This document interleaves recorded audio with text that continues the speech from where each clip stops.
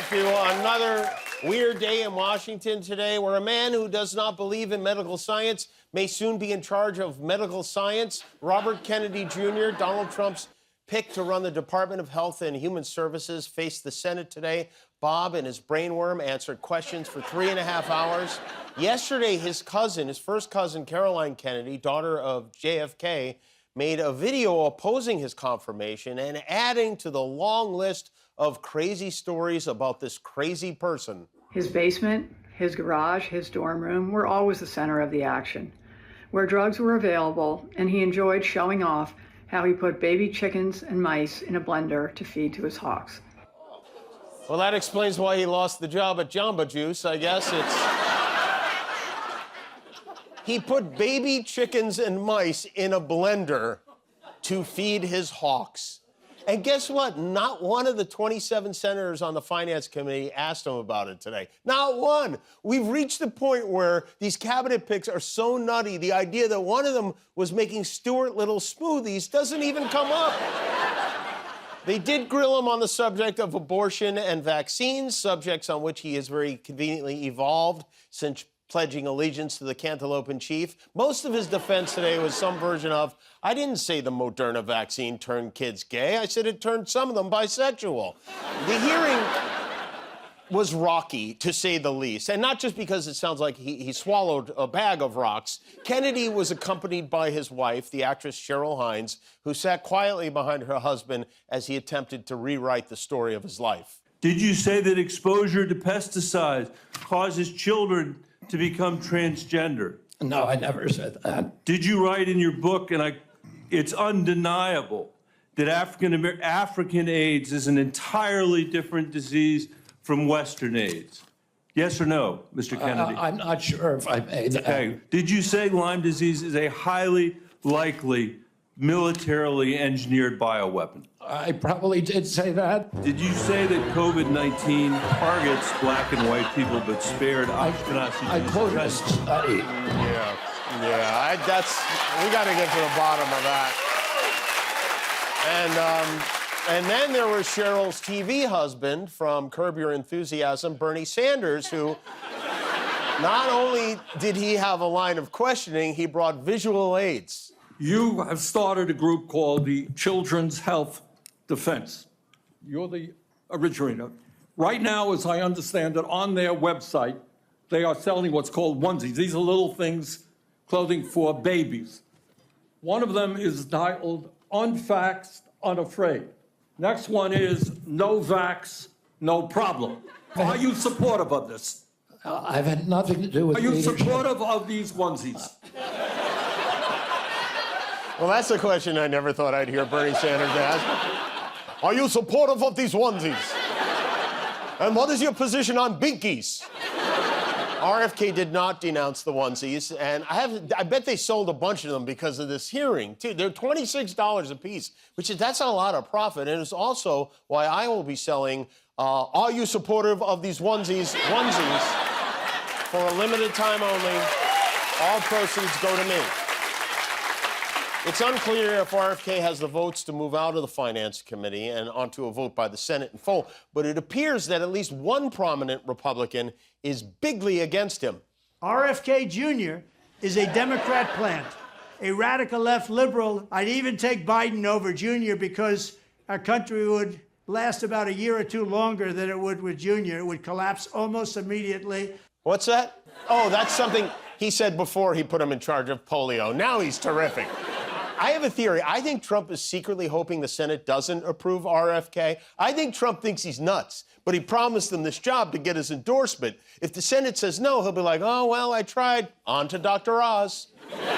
Barring that, we could have a Health and Human Services secretary who puts Easter animals in a blender, paired up with a head of Homeland Security who shoots puppies and goats. This is quite a farm old McDonald has put together for us. Team Trump is already in a big self-made mess after the poorly conceived order to pause funding on all federal grants and loans, which caused all hell to break loose. There was a tremendous amount of confusion and backlash, so much so they had to do an about-face on it this afternoon. But they are sticking with their plan of offering most full-time government employees a buyout if they voluntarily resign. The Trump administration is offering millions of federal workers buyouts if they quit by February 6th. They will get full benefits and pay through September 30th. And if there's anybody you can trust to honor a deal, it's Donald J. Trump. He'll probably pay them in Melania meme coin or something. But I think it's interesting. Could we make this offer to Trump, too? I mean, let's get him a shopping cart, give him 30 minutes to grab as much gold as he wants from Fort Knox, let him spend the next 4 years playing golf with Kim Jong-un. I'd be okay with that.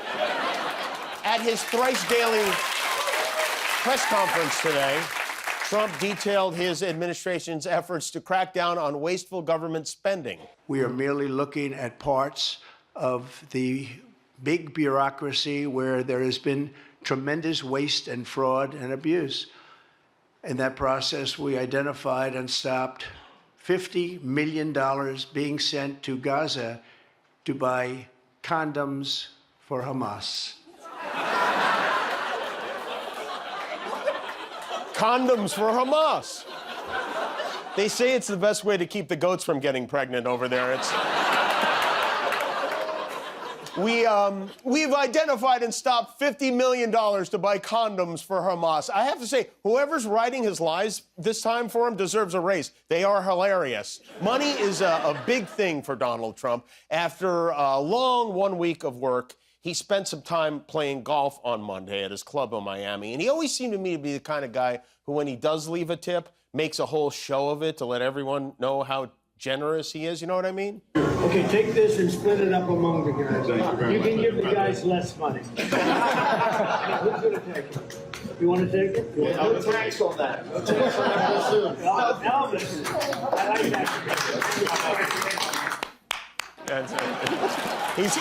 He's holding the money like it's a condom for Hamas or something. I wonder if ICE has looked into the employees in any of the Trump resorts yet. I'm sure they'll get to that soon. If fair is fair. You know, these deportation raids are happening around the country right now. They're going just about as poorly as we expected they would.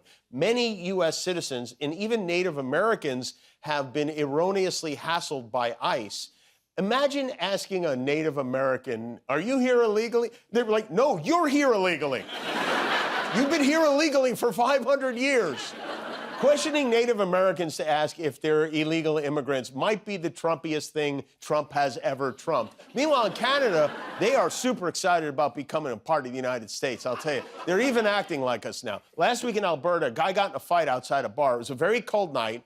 So cold, in fact, that his penis became frozen to the sidewalk, which is coincidentally how Guillermo and I met, right? Remember that? Yeah. TMZ broke this important story. This was the headline, Canadian bar, this weenie's not getting roasted. Man's penis sticks to icy sidewalk. The headline could use some more. The weenie is not getting roasted. It's not very good. We have a great story. You need a great headline, like Freeze Willie, this pig needs a blanket. TMZ did get footage of the incident, fortunately. He's gonna get frostbite! It's quite a commotion. The police laid him down on the ground and... Pick him up, fuck! And finally, I don't know what else they could do, but they just yanked him off the ice. That's the old Zambona. Up north, they call it a Saskatoon circumcision. It's a good thing it doesn't snow that much in Florida, or this would be a daily occurrence. Maybe they should become our 51st state. We might need someone to take our spot. There is a movement afoot encouraging California to secede from the Union. It's a petition, and if 500,000 people sign it, it could make the ballot in 2028. They have until July to get the signatures. Absolutely, I think this is a terrible idea. How about we figure out how to get out of the Dodger Stadium parking lot first, and then figure out how to get out of the country? Because if we become our own country, who's going to turn on our giant water valve for us? I mentioned last night Donald Trump's been taking victory laps, celebrating turning a non-existent valve to turn our water back on. Smokey Unbearable was at it again last night, too. Again, he wrote, the water is flowing big time in Northern California. The long empty reservoirs will soon be full. Thank you, President Trump. Thank you, me, for solving an imaginary problem I made up. Somehow he managed to fit 6 lies in 3 sentences there. The water's flowing big time. Also is how he lets his nurse know it's time to change the diaper, but unfortunately for Trump, his dumb claim was shot down by none other than his favorite TV network. A reporter from Fox News, Jennifer Griffin, posted, U.S. defense officials tell me they did not send troops to turn on the water in California, despite President Trump's claims overnight. Well, that's it, Jennifer. No cabinet position for you, I guess.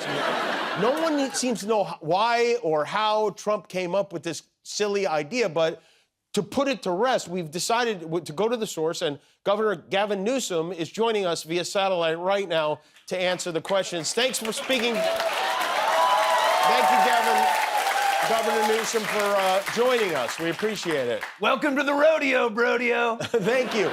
So listen, I wanted to ask you about this claim Trump's making that he saved our state by turning on a giant water spigot. No, that's a big nah, brah. There's no big-ass spigot. Okay, that's what but hey, what is that behind you then? Oh, that's not water. That's the Intercontinental Wheatgrass Pipeline. I see. When it comes to water, Mother Nature is in charge, and we just go with the flow. Okay, all right. But now, low-key, the fires are under control thanks to the rains that I summoned. Wait, the rains you summoned? Well, let me be clear. It wasn't just me who summoned the rain. I convened a multi-faith tribunal of climate shamans and medicine they-thems. And after an intense transcendental cleansing orgy, we invoked a sick-ass atmospheric river and boom shakra-lakra, rain. I see. Okay, well, that makes sense. So where do the fires stand now? Well, check it. As you can see, this map is inclusively color-coded to indicate how much of a bummer the fires are. Mm-hmm. Palisades, class 5, total bummer. Okay. In Malibu, it's a downer, but not unsurfable. All right. And Zuma Beach is going balls deep. Okay, I think that's good then, I guess. Well, what is the status of the Eden fire? No idea what that is. Well, that was a big one. It was the fire in Altadena. Oh. Yeah, right, yeah. Oh, yeah. Well, there's no surf in Altadena. It's legit landlocked. Okay, but, well, we're not necessarily interested in the surf conditions in these places. Oh, well, then I'm happy to report that my vineyard is fine. Okay, well, I'm glad to hear that. But as far as Trump goes... Oh, speaking of, did you see me lay one on Melania? I did see this, Check this out. Yeah. There I am with Donald Dork. Yeah. And then there's the wifey, she's down to pound. Okay, well, I can hardly say I blame her, Governor. And what about these endangered fish Trump keeps bringing up, the Delta smelt? Oh, the Delta smelts? Yes. These guys. Look at that one. Kind of reminds me of that Stephen Miller, but with like more friends. Yeah. Bro, they are soup's endangered, and we gotta preserve those little at all costs. Okay. Because eggs from fishes are so delicious, especially when paired with a glass of bone-dry Cali Peen.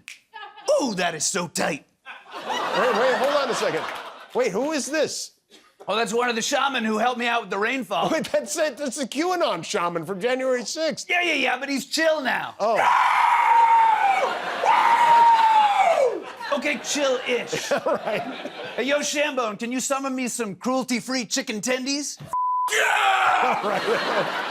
Governor, before you go, what do you make of this movement to have California secede from the United States? Oh, I'm bout it, Slim Jim. Just off the dome, what do you think about the Republic of Gavinistan? As a name? Yeah. I hate it, I guess. Okay, we'll workshop it. Okay. But I do know that if this does happen, we're switching all of our dinero to Ketis coin. To what? What is Ketis coin? It's the Red Hot Chili Peppers frontman Anthony Kiedis' sick new crypto, and it's going to the moon. What I've got, you gotta get it, put it in you. What I've got, you gotta get it, put it in you. Okay, well, good luck, Governor. I appreciate you taking time to talk to us. I know you have a very busy week, so. I do. Friday's the draft for my fantasy polo league. Okay, well, good luck with that. All right, Chachi, protect your neck. Okay, thank you, Governor. Chicken tenders! Thank you, Governor.